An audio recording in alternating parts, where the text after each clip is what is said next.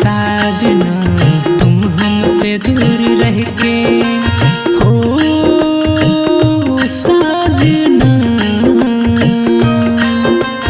क्या करते थे साजना तुम हमसे दूर रह के। हम तो जुदाई में अकेले छुप छुप के रोया करते थे, हो छुप छुप के रोया करते थे।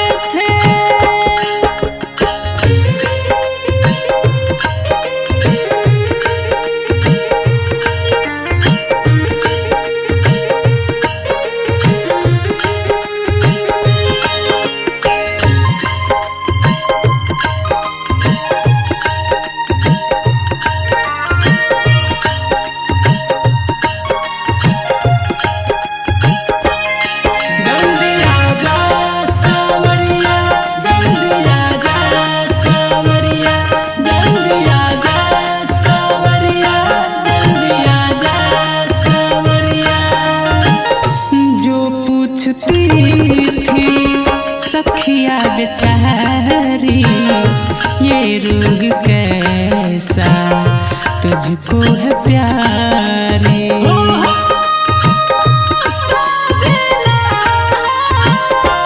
हो जो पूछती थी सखिया बेचारी ये रोग कैसा तुझको है प्यारी।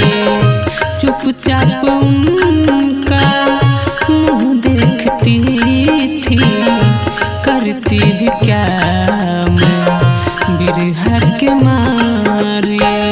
वो दिन भी क्या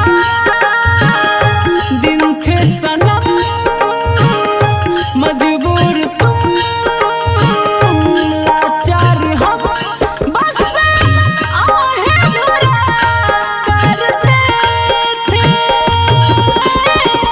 तुमको ही मांगा करते थे, हो तुमको ही मांगा करते थे।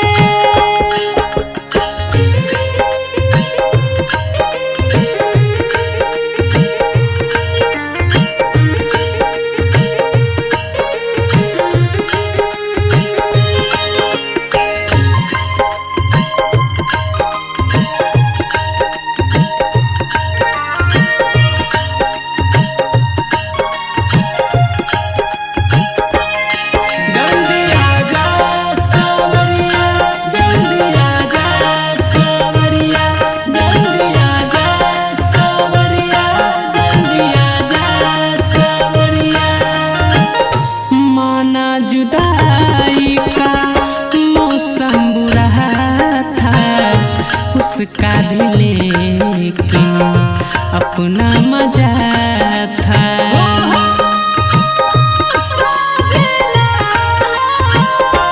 हो माना जुदाई का मौसम बुरा था उसका भी, लेकिन अपना मजा